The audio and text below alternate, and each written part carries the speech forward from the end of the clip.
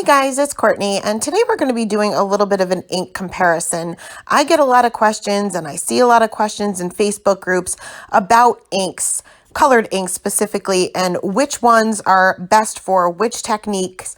So we're going to be testing out some techniques with a variety of inks, and I'm going to use the gorgeous Vases stamp set by Pink and Main because it's got these solid vases. So first, we're just going to start with stamping and seeing what results we get with stamping. So first is a dye ink, and this is Soft Navy by Simon Says Stamp.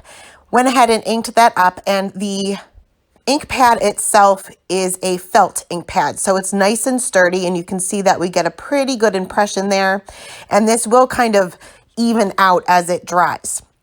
Next is Pigment ink, which is a very squishy ink pad. This is more of a foam ink pad, and you can see how that squishes down. So sometimes you might need to be careful if you're working with more of an intricate stamp. Going to go ahead, and this is Sky Blue by Colorbox. These are the only pigment inks I have. I've had them for many, many years. And you can see that although I didn't clean them off my stamp grate the first time, we get a very good impression with that.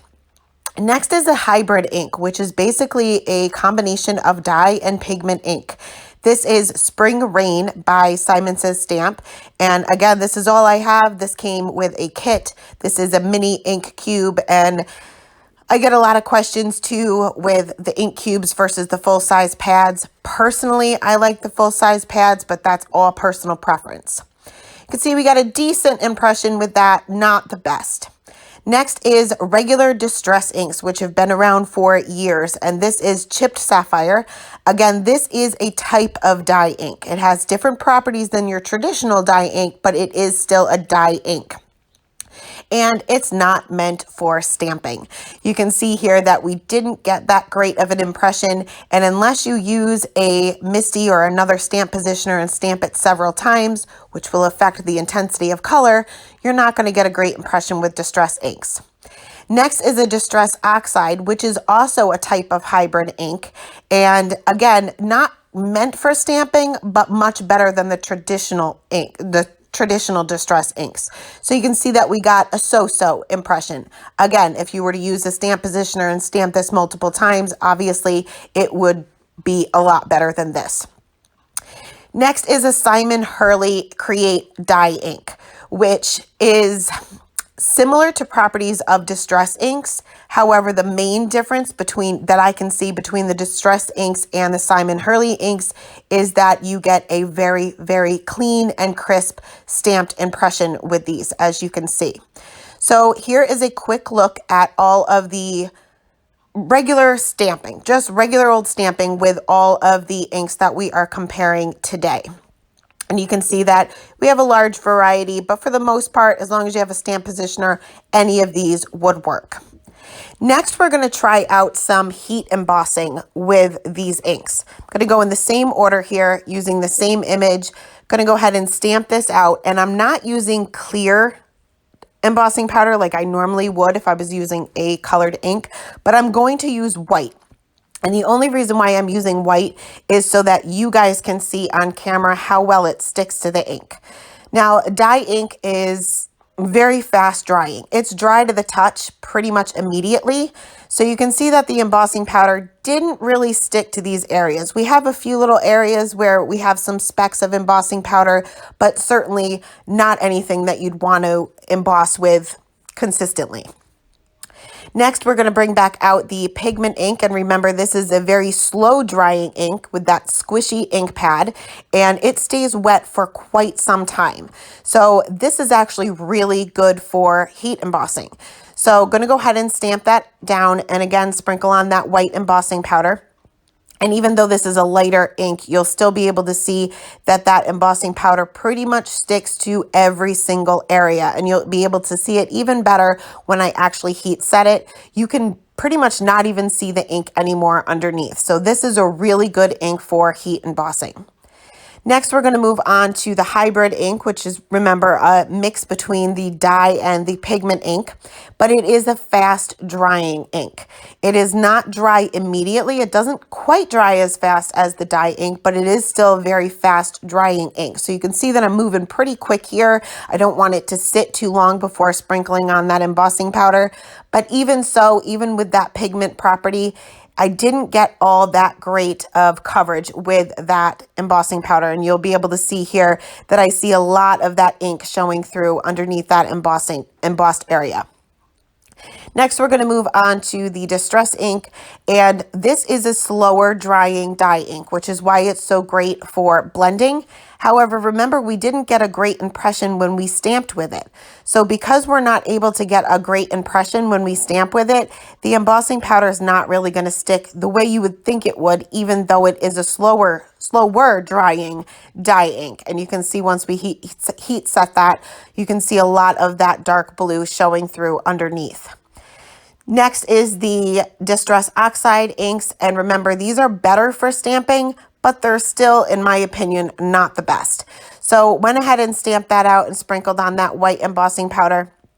And again, I had certain areas where it really stuck to and other areas where I didn't. Now, the Distress Oxides do stay wet for quite some time. In fact, if you stamp, especially if you stamp multiple times with it, you will be able to smear it if you rub your finger on it. But you can see that overall, it was pretty good. I can still see a little bit of that blue, but it was much better than the regular Distress ink. Finally, we have the Simon Hurley Create dye ink. Again, I'm going to go ahead and stamp this out. Remember, this is a dye ink. We get a really good impression with this, but it is a slower drying dye ink. So it's not a traditional dye ink like the Simon Says Stamp is. So again, we're going to get that really clean impression when we stamp. Going to sprinkle on that embossing powder, and it pretty much stuck perfectly. Now, I'm using a darker color, so it's a little hard to see, but once I heat set that, you can barely see that blue underneath. So this is a great ink to emboss with. So here's a quick look at all of the different inks and all of the different results that we got with the embossing powder. Now, some inks are transparent and others are a little bit more opaque.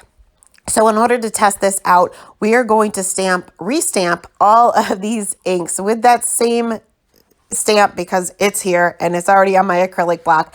But this time we're going to stamp onto black cardstock.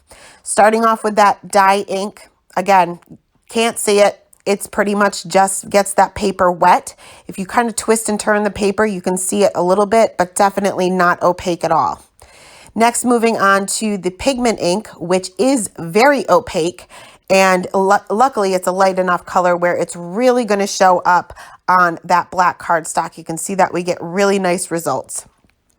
Next is the hybrid ink, and although this is a mix between dye and pigment ink, it's not opaque, at least not this brand. I know there's several other brands on the market that have hybrid inks, and perhaps they're more opaque than this one. But again, all I could really see is the wetness to the paper instead of the actual image.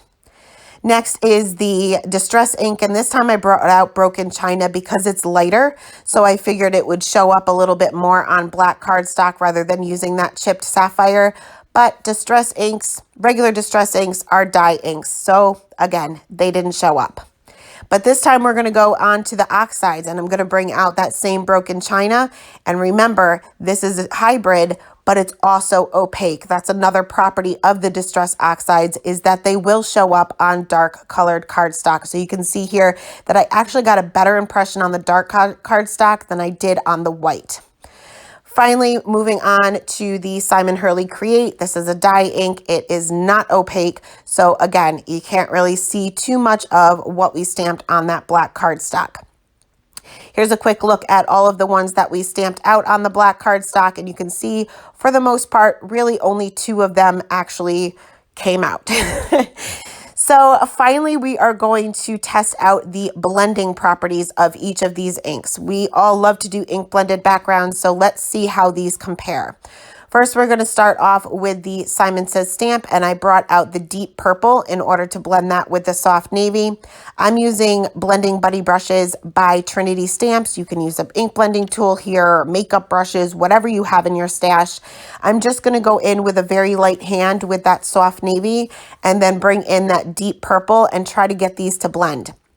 Typically, when I do ink blending, I lay a light coverage out with all the colors I'm using. In this case, I'm only using 2. And then I kind of work in reverse to get those colors to blend.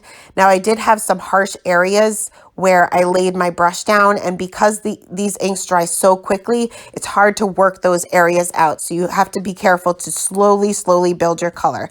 But otherwise, they did blend pretty well. Next is the Pigment ink. This is a completely different consistency. The ink itself is a lot thicker, and remember we have that squishy foam pad. So it was a little bit hard to even get these on the paper because the ink itself is kind of sticky. So as I was trying to move my blending brush, it was pretty much sticking to the paper rather than blending on the paper. So I wouldn't recommend Pigment inks for blending. They work, I got them to blend, and I got a very soft result, but they're not the easiest to work with for ink blending. Next up is the hybrid inks, which I have to admit I had the most trouble with, I would say. So I'm going to bring out that same Spring Rain and also bring out the Key Lime, which, like I said, I'm limited on colors here, but I tried to go in with a very light hand, but you can see that I have a ton of those areas where the brush kind of hit the paper a little bit harder than maybe the other areas, and I was not able to blend those out at all. I'm going to bring in that Spring Rain and try to get these 2 colors to mix well and blend well together, and they did. However, I just didn't get a smooth result in the background. So I definitely, not my favorite ink to blend with, but like I said, that's all personal preference. Next up are 2 inks that are pretty much made for blending. We're going to start off with the regular Distress inks, and I'm using the Chipped Sapphire and Dusty Concord. And again, just going to add a little bit of that color to the bottom, then the Dusty Concord to the top, and then get the colors to blend a little bit together. And I went in with a very light hand because these type of inks you want to slowly build up. You don't want to just plop a bunch of color on there because it is a dye ink and you're not really going to be able to move it around too much. But you can see that these colors obviously blend very nicely together. Next is the Distress Oxides. I'm going to use the same 2 colors, the Chipped Sapphire and Dusty Concord, and I'm going to do the same thing. Add the Chipped Sapphire to the bottom, add the Dusty Concord to the top, and then go back to the Chipped Sapphire to get these to blend. Again, this is something you want to build up, but because this is more of a hybrid ink, they kind of sit on top of the paper. So the more ink you add, the more it will sit on top of the paper and give you a little bit extra time to blend those colors together. It doesn't really seep into the paper as fast as the regular Distress inks. But also keep in mind that it's very easy to leave fingerprints because of this. So if you're adding a ton of ink to your background, be sure to cover up your fingers with a scrap piece of paper or some washi tape or whatever is easiest for you. But you can see, obviously, these blend nicely together. Finally is the Simon Hurley Create. I'm going to bring out the Remember Me, which is the blue that we've been using, and Crown Me. And again, adding that blue to the bottom, purple to the top, going back to the blue. And these go on the paper so smoothly. I never have any harsh lines with these inks. They blend beautifully. They stay wet just long enough where you don't get those harsh lines from your ink blending tool or makeup brush, whatever you're using. And they do blend beautifully together. You can see that you get really nice results. But again, you can build up the color and make it as light or as dark as you want. So now that all of our ink blending is done, we love water spatters in the background. So let's see which ones actually are going to react with water. So starting off with the dye ink, spattered on some water and dabbed that up with the paper towel and got nothing. But that's not a bad thing. It just means that it's waterproof, which means you can watercolor with it, stamp an image with it and watercolor and not have to worry about your colors bleeding. Same thing for the Pigment ink, no effect with the water whatsoever. Same thing with the Simon Says Stamp Hybrid ink, really got no results with that at all. But then moving on to the distress inks, which we all know are water reactive, and that's another reason why we love them so much. So for the regular distress ink, going to spatter on that water, dab that up with a paper towel, and you see that we get really pretty spatters in the background. Same thing with the distress oxides, and also the Simon Hurley Create also is water reactive, so we get those nice spatters in the background. So there's a quick look at a few techniques that we use with inks all the time.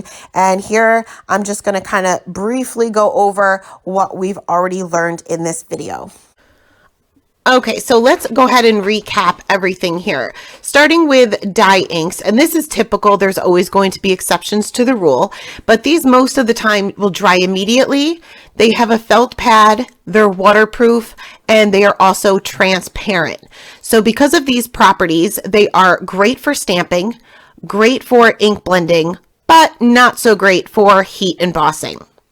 Next is the pigment inks, which as we could see, they are very, very wet, stay wet for a long time. They have that squishy foam pad. Most of the time they are waterproof and they are always opaque. So they are great for stamping. You'll get a good impression pretty much every time. Great for heat embossing, but not so good for blending. Next is the hybrid inks, which is the mix between the dye ink and pigment ink. They're fast drying, but not immediate like dye inks. They have the felt pad, waterproof, and transparent. They are good for stamping, not so good for blending, and not so good for heat embossing. Next is the distress inks, and these are the traditional distress inks, so they're the dye ink. They dry fast, but not immediately. Felt pad, they are water reactive, and they are transparent. So they are great for blending and great for watercolor, but not so great for stamping and not good for heat embossing. Moving on to the distress oxide inks, which are the hybrid version of distress inks, and they are slow drying. Not as slow as pigment inks, but they're quite slow. Felt pad, water reactive, and opaque. So they are great for stamping. They are good for blending. They are great for watercolor, but in my opinion, not so great for heat embossing. Finally, we have the Simon Hurley Create dye inks, and I have to say that these are probably my favorite. And these are fast drying, but not immediate. They have the felt pad, they are water reactive, and they are transparent. So they are great for stamping. They are great for blending and watercolor and heat embossing. So you kind of get all in one for these particular inks. So keep in mind that, like I said, there's always exceptions to the rule, but these are the basic properties of your colored inks. I hope this is helpful to you guys. Thanks so much for stopping by and have a great day. Bye.